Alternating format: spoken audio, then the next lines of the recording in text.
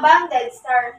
Sino nga ba si Alfredo? Sino nga ba si Esperanza? Sino nga ba? Julia. I am Denise. I am Sean. I am Noeline. And I'm Eman. Halina't makinig sa The Gossip Geese! Dead Stars is a short story by Paz Marquez Benitez, written in 1925. The story is basically a compilation of the complicated circumstances that every man has to go through in life. Alfredo was torn between doing what is right and what is in his heart. Alfredo Salazar is a lawyer and the main character in the story. He is the love of the life of Esperanza. They have been together for 4 years and met to get married in May. Their relationship in the beginning was full of love and happiness. But like other long-term relationships, their feelings for each other changes as time goes by. Esperanza was beautiful, elegant, reserved, and distinctly not average type of a woman. She loves her Alfredo so much and trusted him with her whole heart. After their 4 years of engagement, Alfredo thought of finding his real ones.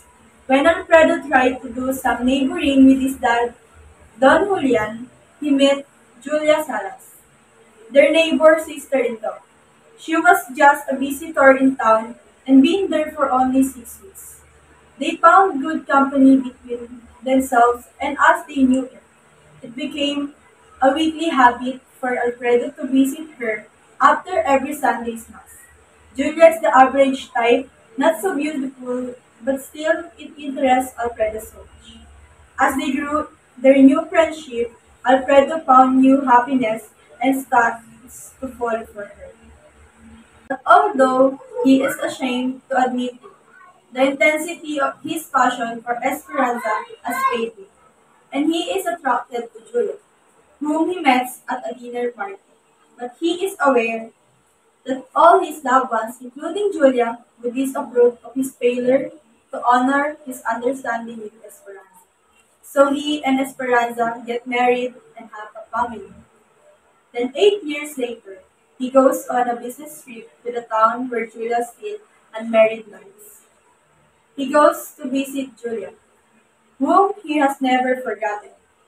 But he is surprised to find that he no longer feels attracted to her. He compares the memory of his love for her to dead stars, whose glow is still visible from the earth 4 years after they are gone. Dead Star yung ginawang title sa short story ito. Sa tingin niyo? Siguro kaya Dead Star ang title niyan. Dahil sa magkasintahan na yung lalaki, nakakilala siya ng ibang girl. Na yung feelings niya dun sa kasintahan niya, parang nawala. Hindi punta dun sa nakakilala niya. It means nawala ng spark yung love ni Alfredo kay Esperanza. Kaya siguro ganun yung title. Hoy, sa tingin nyo, anong merong klaseng relasyon si Alfredo at Julia? Sa tingin ko, pag sa side ni Alfredo, parang bawal sila kasi ikakasal si Alfredo. And kay Julia naman, hindi alam ni Julia na ikakasal si Alfredo, kaya sa tingin niya, tama at okay lang yung ginagawa nila. Parang low-key lang sila, pero walang alam tong si Julia na meron ng fiancé si Alfredo. Kaya pinagpapatuloy pa rin nila kung anong meron sila na pinagsasamahan nila ni Alfredo.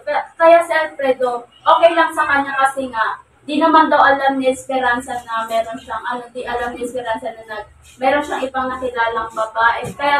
Kaya mas gusto niyang tinago na lang ito. Kaya niya siguro tinago na para magpatuloy pa yung nilang dalawa. Pagmamahal niya, ang tumatalado. Kaya nawala ng spark yung relationship ni Alfredo and Esperanza. Siguro napagod din si Alfredo kay Esperanza. Hindi rin kasi nga si Alfredo, di ba may nakilala siyang ibang babae. Tapos parang doon na siya nawala ng gana kay Esperanza. Tapos parang pinapalabas na parang wala na siyang pake kay Esperanza kasi nga di ba may nakilala na siyang bago. Kaya parang mas pinili niya na yung bago niya kaysa kay Esperanza. Parang hindi niya na iniisip si Esperanza. Naging cold drink siya unti-unti. Grabe Yes, naman Esperanza. yun, nawalan ng space pero nagpahinga sa iba. Si Emma na nanahimik, nakaka-agree ka ba dahil? Nakaka-relate ka Tama ba ba? Emma? Ano sinasabi namin? Nakakapagod yun. Grabe. Nagkaroon sila ng last communication. Di ba, Joven? Oo, dahil nga kasi si Alfredo, may nakilala nga siya ni Butler. Tapos, kaya parang nawala na rin ng gana si Alfredo kay Esperanza dahil nga nagkaroon siya ng kakilala niya. Kailangan mo maghanap ni Alfredo kung nandiyan naman si Esperanza nagmamahal sa kanya, di ba? Siguro hindi na kontento si Alfredo kasi siguro maraming hinahanap si Alfredo na wala naman Hindi rin Esperanza. kailangan pa rin kailangan pa rin mag-stay ni Alfredo kay Esperanza sa pagmamahal dahil may nasimulan na sila na mula umpisa kasi di ba nga nagmamahal kasi tapos ikakasal na sila tapos bakit kailangan niya pa maghanap ng ibang babae kung papakasalan niya si Esperanza? Siguro naghahanap si Alfredo ng wala naman kay Esperanza. Pero Parang- dapat hindi ganun, di ba? Kasi di din biro pinagdaanan na nila. Tapos mauuwi lang sa ganun, di ba? Hindi ako nagkakalabuan na ata sila. Baka nalalagay. Pwede naman pag-usapan yun, hindi naman pwede na kung magkakalabuan, maghanap agad ng ibang babae. Nagagalit. Usap lang. Ano lang agad ng space? Hindi kami si Alfredo may kasalanan. Hindi kami Kahit na, dapat hindi nila normalize sa real life. Di ba? Kawawa lalaki dito ah. Lagi naman kayong babae. Diba? Pero diba kung mahal naman ni Alfredo si Esperanza, kung mahal niya, bakit maghanap pa ng iba? Kung mahal, hindi mahal. Hindi sapat. Ano Baka yun, hindi sa siya una lang mahal. magaling? Meron ba Hindi. yan? Depende. Grabe Yung naman. iba kasi maraming hinahanap na wala naman sa kasintahan nila. Agree ka ba dun, Joven? Hindi. Ba't naman? Bakit ka naman hindi agree dun?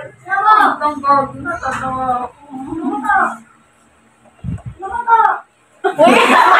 Alala na siya! Pinaalala na siguro ko sa Pinaalala, nakaraan pinaalala. niya. Sa Benito. Sino ba yan? Sa Benito. Yan, sino yan? Sa Sino ba Benigno. yan? Dapat Bakit hindi pinagpalit ka rin ba? Uy, hindi Eh. palit. Okay lang yun. Hindi naman talaga mawawala sa isang relasyon yung magloko, di ba? Kasi nga, parang, Hindi. Pero dapat hindi dapat inaano yun. Yan, laging loko-loko. Kada mapapagod, magloloko, di ba? Hindi pwede yun. Depende naman sa yun eh. Tsaka depende na rin sa tao Diba? yun, di ba? Kung mahal mo talaga. Kung Mag-stay paglalaban mo ka. talaga. Depende yan kung marunong Mawalan mo kontento. ng, yung pagmamahal mo, pero sa puso. dapat kailangan pa rin ipaglaban kung kaya nyo hanggang dulo. Kung Paano pag hindi ka pinaglaban? Oh, ano yun? Paglaban mo. Pero kailangan paglalaban kay sarili ko. Di ba kaya lang yun? At least ginawa mo yung best mo, di ba? At ginawa mo yung part mo, Pinaglaban natin yung yung sarili niya. Tapos tayo, hindi tayo paglalaban. Kaya nga, di ba? Balita Bakit naman di ba yan. tayo?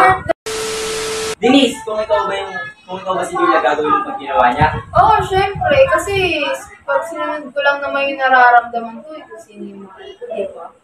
Hindi kasi, hindi ako papayag na yung love lang. Tapos hindi rin ako papayag na magiging kapit ako ni Yung pala nito, piniflex eh, no? Pero hindi naman, wala naman alam si Julia, di ba? Di ba, Sean? Siyempre, may karapatan rin akong i-flex, no? Dapat kailangan ko rin ng ikasal na ako sa tamang lalaki. Naka-custom.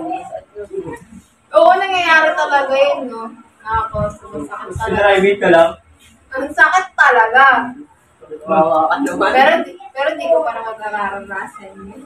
Halos lahat naman gusto i-flex. Siyempre. Para ipagmalaki. Kasi, dapat kung kayo hanggang dulo, dapat hanggang Kasi di ba pag salitang low-key, di ba, mag-iisip ka na yan kung meron bang iba, kung may tinatago, o kinakaya ka lang, di ba? Tapos pinarivate ka lang pala?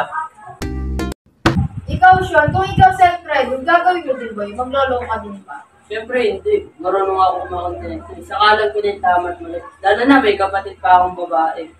Oo, totoo nga yung karma. Kasi, pero sabi rin nila, once a cheater, always a cheater. Di Diba? ba? Ay, hindi ako naniniwala dyan. Kasi Diba ano nga, eh. hindi talaga mawawala sa isang lalaki yung magloloko ka. Kasi parang, pag may nakilala na sila much better, gugustuhin agad nila tapos parang sila itatago nila kahit may karelasyon naman sila. Tapos nakukuha pa rin nilang magloko. Sa about the sa once a cheater, always a cheater, siguro hindi, people can change eh. Lahat tayo nagbabago. Depende. May mga tao kasi na kaya nilang pagbaguhin yung isang tao. Pero may iba din kasing lalaki na lalo mong pinapatawad, lalo nilang ginagawa, inaabuso ka nila kasi alam nilang mahina ka. Parang kapag patawad ka ng patawad, kasi ulit-ulitin lang yun. Parang wala rin, parang wala rin pati yung parang Dapat mawawala kung ganun, iwalayan niya na kung ganun yung boyfriend niya. Pero di ba kasi meron din kasi inilalaban hanggang dulo, hanggang maubos ka, di ba? Nilalaban talaga nila yung relasyon nila. Meron talagang babae. Siyempre di naman kasi madali mag-let go eh. Oo, lalo na kapag matagal na yung relasyon nyo, di ba? Kasi doon ka pa rin titingin sa happiness kaysa sa ginawa nilang mali, di ba? Tama yun, di ba? Tama. So, ayun. Kaya kayo, wag kayong magloloko, mga Kagossipers! Thank you for watching. Please like and share. Subscribe. And click the notification bell. Thank you, guys. Salamat!